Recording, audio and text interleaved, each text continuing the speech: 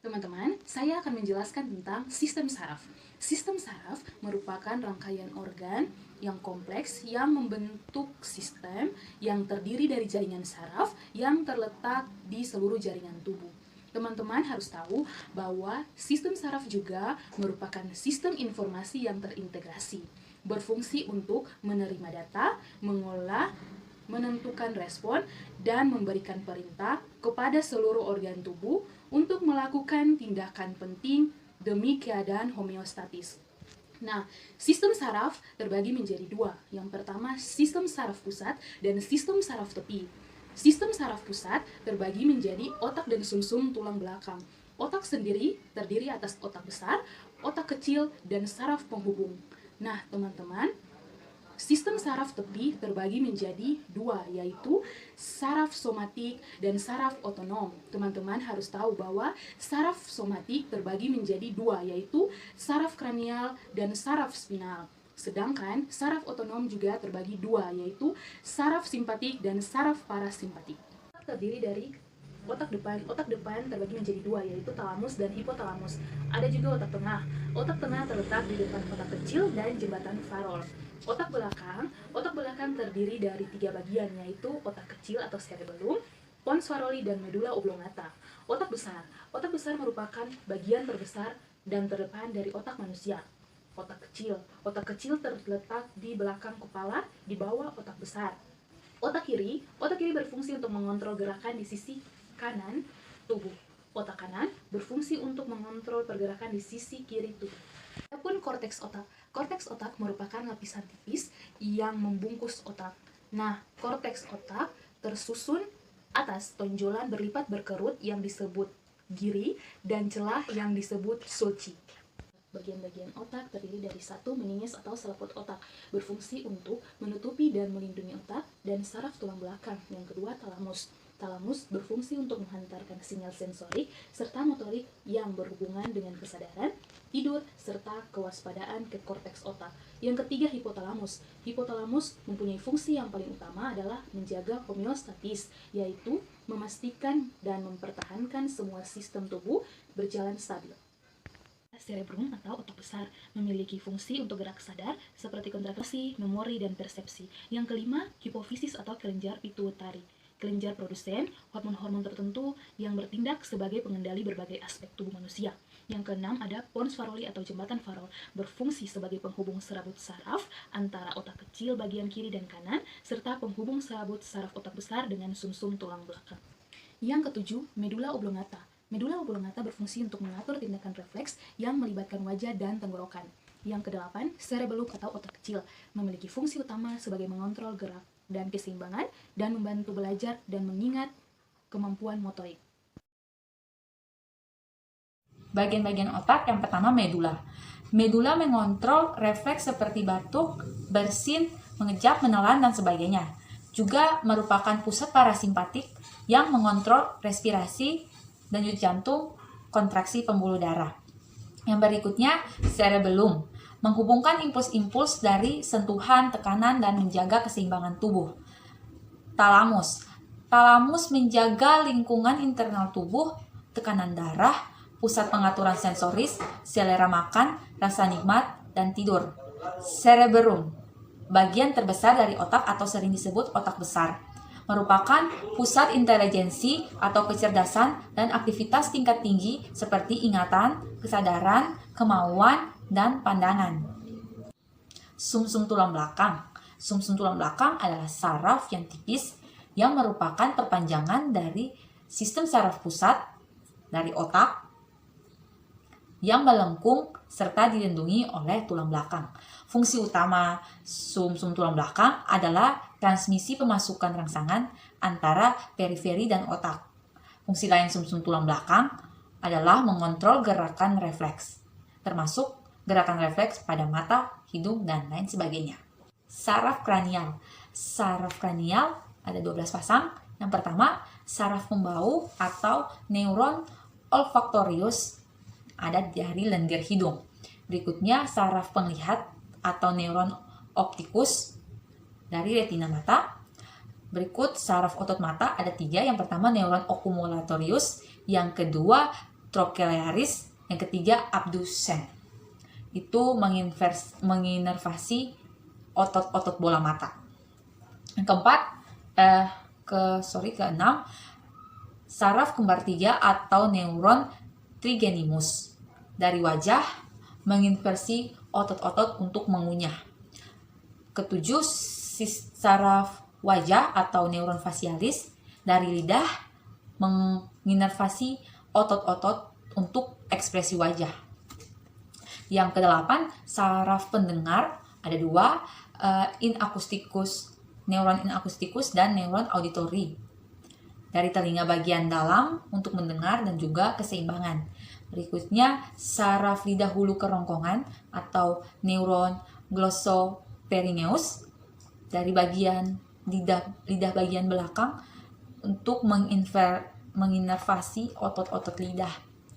Ke-10, saraf kelana atau neuron vagus dari ujung-ujung saraf visceral menginervasi faring, esofagus, paru-paru, jantung, lambung, usus halus, kantung, empedu. Yang ke-11, saraf tambahan atau neuron aksesorius menginversi faring, organ-organ pernafasan, kerongkongan, lambung, dan usus halus. Yang terakhir, saraf bawah lidah atau neuron hipoglossus yang menginervasi otot-otot lidah. Yang berikutnya adalah saraf spinal. Saraf spinal ini ada 31 pasang yang terdiri dari 8 pasang bagian serviks atau bagian leher, 12 pasang bagian toraks atau punggung, 5 pasang bagian lumbar atau pinggang, 5 pasang bagian sakral atau kelangkang, dan 1 pasang bagian koksigi atau ekor. Jadi ada 31 pasang. Sekarang kita akan membahas tentang sistem saraf otonom dan pengaruhnya terhadap alat-alat dalam. Sistem saraf otonom adalah bagian sistem saraf tepi yang mengatur fungsi visceral tubuh. Sistem saraf otonom terbagi menjadi 2 macam, yaitu saraf simpatis dan saraf parasimpatis. Saraf simpatis adalah rantai ganda ganglia yang terletak dalam dada dan perut sejajar dengan sumsum tulang belakang, sedangkan saraf parasimpatis adalah ganglia yang dihubungkan dengan bagian otak dan tulang belakang kelangkang. Saraf simpatis berfungsi untuk mempercepat denyut jantung, sedangkan saraf parasimpatis berfungsi untuk memperlambat denyut jantung. Komponen sistem saraf secara struktur dan fungsi. Yang pertama, neuron. Neuron berfungsi sebagai penghantar impuls. Yang kedua, neuroglia berfungsi sebagai pertama sel di antara neuron pada sistem saraf pusat dan sistem saraf tepi. Yang kedua sebagai sel penyokong. Neuron. Neuron merupakan unit fungsional dari sistem saraf. Jenis-jenis neuron yang pertama, neuron unipolar atau mempunyai 1 kaki pada soma yang akan berkembang menjadi bipolar dengan 2 kaki. Yang kedua, neuron bipolar atau mempunyai 2 kaki ada di retina, mukosa, penciuman, telinga, dan alat pengecap. Yang ketiga, neuron multipolar yang mempunyai 1 kaki panjang dan banyak kaki pendek. Somanya terdapat di bagian tengah, zat abu-abu sistem saraf tulang belakang. Struktur neuron terdiri dari 6 struktur. Yang pertama, dendrit, yang kedua badan sel, yang ketiga sel Schwann, yang keempat selubung mielin, yang kelima nodus Ranvier, dan yang keenam nukleus. Pertama, dendrit. Dendrit merupakan percabangan dari badan sel saraf yang berupa tonjolan sitoplasma yang pendek dan bercabang-cabang. Fungsi dari dendrit adalah untuk menerima dan mengantarkan rangsangan ke badan sel. Yang kedua, badan sel. Badan sel merupakan bagian utama dari sel saraf yang mengandung bagian-bagian yang umumnya dimiliki oleh sel hewan. Di dalam badan sel terdapat sitoplasma, nukleus atau inti sel, dan nukleolus atau anak inti sel. Fungsi badan sel ialah untuk menerima impuls atau rangsangan dari dendrit dan meneruskannya ke neurit atau akson. Sel Schwann ialah sel yang mengelilingi selubung mielin. Fungsi sel Schwann ialah untuk mempercepat jalannya impuls yang membantu menyediakan makanan untuk neurit dan membantu regenerasi neurit. 3. Sel Schwann. Sel Schwann ialah sel yang mengelilingi selubung mielin. Fungsi dari sel Schwann ialah untuk mempercepat jalannya impuls yang membantu menyediakan makanan untuk neurit dan membantu regenerasi neurit. Yang keempat, selubung mielin. Selubung mielin adalah selaput pembungkus neurit. Selubung mielin banyak mengandung lemak dan bersegmen-segmen. Fungsi dari selubung mielin ialah untuk melindungi neurit dari kerusakan dan mencegah impuls bocor. Yang kelima, nodus Ranvier. Nodus Ranvier ialah bagian pada neurit yang tidak terbungkus selubung mielin. Fungsi utamanya adalah sebagai loncatan untuk dapat mempercepat impuls saraf ke otak atau sebaliknya. Yang keenam adalah nukleus. Nukleus atau inti sel yang berfungsi untuk mengontrol seluruh kegiatan sel. Akson atau neurit ialah serabut sel sel saraf panjang yang merupakan penjuru sitoplasma badan sel. Akson berfungsi sebagai pertama, serabut panjang pada sel saraf atau neuron yang bekerja membawa keluar pesan atau efferent. Yang kedua, neuron 2 mengirim impuls listrik dari dalam sel melalui akson ke sel sasaran atau target. Yang ketiga, setiap sel saraf memiliki satu akson, panjang kurang lebih 20 cm. Yang keempat, struktur menyerupai tabung dan bercabang dan ujung akhir yang berfungsi dengan dendrit dan lainnya. Selanjutnya macam-macam neuron. Neuron ada 3 macam. Yang pertama, neuron sensorik atau aferent yang berfungsi untuk menerima rangsangan dan meneruskan ke saraf pusat. Yang kedua, neuron motorik atau efferent yang berfungsi mengirimkan respon dari saraf pusat ke efektor. Yang ketiga, neuron konektor atau interneuron yang berfungsi menghubungkan antara neuron sensorik dan neuron motorik. Selanjutnya, neuroglia. Neuroglia ialah sel penyokong untuk neuron-neuron sistem saraf pusat atau SP. Sedangkan sel Schwann menjalankan fungsi tersebut pada sistem saraf tepi atau SST. Jenis-jenis sel neuroglia. Yang pertama, mikroglia. Mikroglia ialah tipe dari sel glia yang merupakan bagian dari sistem imun bagi sistem saraf pusat. Mikroglia merupakan sel kecil yang beraksi sebagai fagosit, membersihkan komponen yang dapat mengancam sistem saraf. Mikroglia akan terjadi pada inflasi ataupun proses degeneratif yang memengaruhi sistem saraf pusat. Mikroglia dibuat dari jaringan sumsum tulang yang sama dengan yang menghasilkan monosit. Selain sebagai sel imun, sel ini juga mengeluarkan faktor-faktor yang dapat merangsang pertumbuhan kita. Yang kedua yaitu oligodendrosit. Oligodendrosit merupakan sel yang berperan untuk membentuk selubung mielin bagi sistem saraf pusat. Oligodendrosit ini bisa dikatakan mempunyai fungsi yang serupa dengan sel Schwann yang ditemukan di sistem saraf tepi. Oligodendrosit juga tidak memiliki kemampuan untuk regenerasi sehingga kerusakan pada sistem saraf pusat seringkali menyebabkan kecacatan permanen. Sel ini mempunyai substansi lemak yang mengelilingi serabut-serabut aksonnya. Yang ketiga, astrosit. Astrosit berasal dari dua kata. Yang pertama, kata astro yang artinya bintang, dan yang kedua, sit yang artinya sel. Sesuai dengan namanya tersebut, astrosit merupakan sel glia yang mempunyai bentuk seperti bintang. Astrosit merupakan sel yang paling banyak di sistem saraf pusat. Sel ini mempunyai beberapa fungsi penting, yaitu 1. Menyatukan antar neuron, 2. Perbaikan cedera otak, 3. Berperan dalam aktivitas neurotransmitter. Yang keempat, sel ependim. Sel ependim melapisi bagian dalam rongga berisi cairan di sistem saraf pusat. Sel ependim merupakan sel yang mempunyai silia. Gerakan dari silia ini ikut berperan dalam mengalirkan cairan cerebrospinal di seluruh ventrikel otak. Sel ependim juga berfungsi sebagai prekursor bagi sel saraf bahwa otak dewasa mempunyai potensial lebih besar untuk memperbaiki bagian yang rusak daripada anggapan yang berlaku saat ini. Selain itu, sel ependim juga berfungsi untuk melapisi dan melindungi medula spinalis serta ikut membentuk cairan cerebrospinal. 5. Sel Schwann. Di akson sistem saraf tepi tersebut, sel Schwann ini akan memungkinkan terjadinya suatu transduksi sinyal elektrik dari dendrit itu menuju kepada terminal akson dengan cara melilitkan membran plasma itu secara konsentrik di sepanjang akson yang dikenal yakni dengan sebutan selubung mielin. Pada sistem saraf pusat, selubung mielin ini terbentuk oleh oligodendrosit. Sel Schwann ini ialah sebagai neuron unipolar sebagaimana pada oligodendrosit yang membentuk mielin serta neurolema pada sistem saraf tepi.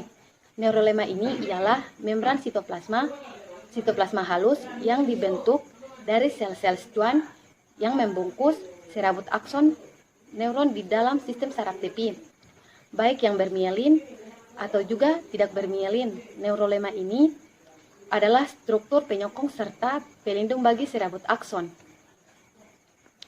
Yang berikut yaitu pengantar impuls.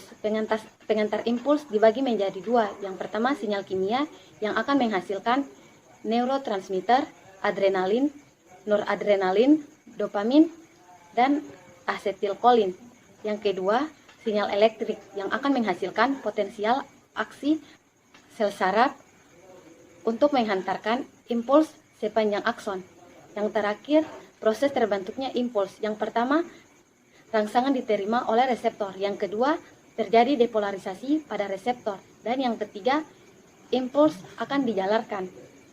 Sinapsis. Impuls akan dirambat di sepanjang neuron sampai dengan neuron yang lain yang tidak bersambung atau tidak menempel. Terdapat celah impuls tidak akan bisa sampai ke saraf karena diperlukan suatu struktur khusus agar impuls bisa tetap sampai di saraf dengan biasa disebut dengan sinap. Penghantaran impuls pada sinapsis sebagai berikut. Yang pertama, impuls sampai di ujung akson prasinapsis. Yang kedua, terjadi eksotosis vesikal neurotransmitter. Yang ketiga, neurotransmitter keluar dari celah sinapsis. Neurotransmitter ini adalah zat yang berfungsi membawa impuls dalam sinapsis. Contohnya, sebagai neurotransmitter ini adalah salah satunya asetilkolin, dopamin, serotonin, dan juga noradrenalin. Sistem endokrin. Ciri-ciri kelenjar endokrin: 1. Organnya kecil. 2. Sekresinya sedikit. 3. Tidak ada saluran atau buntu. 4. Penuh dengan pembuluh darah. 5. Mensekresikan zat pengatur yang disebut dengan hormon. 6. Reseptor spesifik. 7. Interaksi hormon reseptor mengubah fungsi sel. Sedangkan dengan ciri-ciri hormon dibagi menjadi 5 bagian, yaitu yang pertama diproduksi dan disekresikan ke dalam darah dalam jumlah yang sangat kecil. Yang kedua, diangkut oleh darah menuju ke sel jaringan. Yang ketiga, berinteraksi dengan reseptor spesifik di sel target. Yang keempat, mengaktifkan enzim spesifik. Dan yang kelima, dapat mempengaruhi beberapa sel target.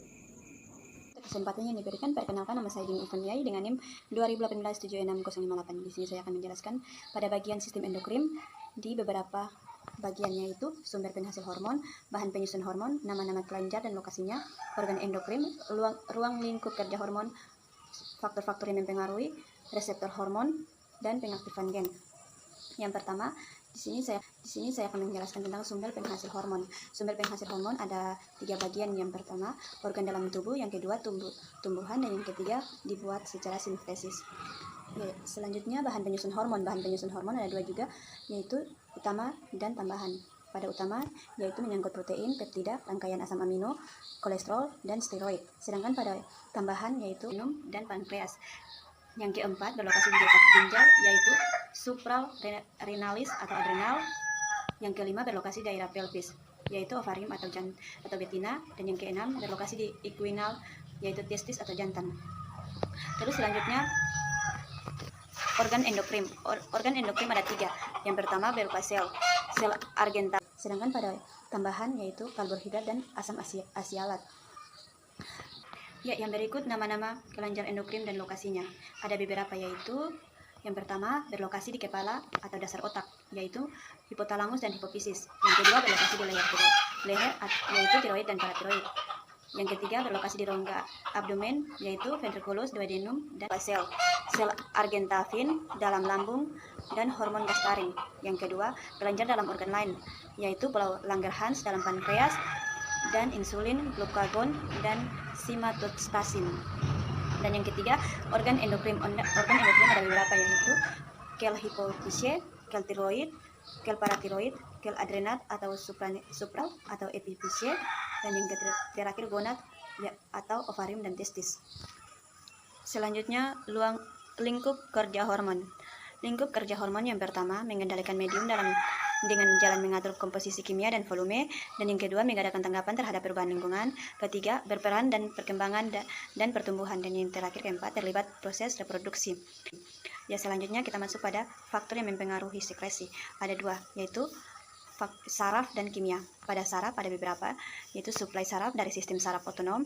Yang kedua, aktivitas endokrin dipengaruhi impuls, dan yang ketiga, pengendalian homeostatis. Sedangkan pada kimia, pengaturan sekresi hormon dan dihasilkan kelenjar lain atau substansis bukan hormon.